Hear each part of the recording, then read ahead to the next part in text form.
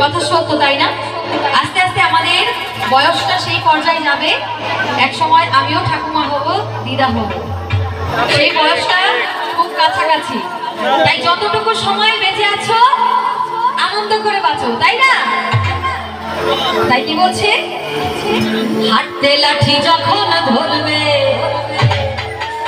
তোমার দাঁত একে একে করবে, এই চোখের দৃষ্টি কমে গেলে, চোখের দৃষ্টি কমে গেলে থাকবে না এ হাসি।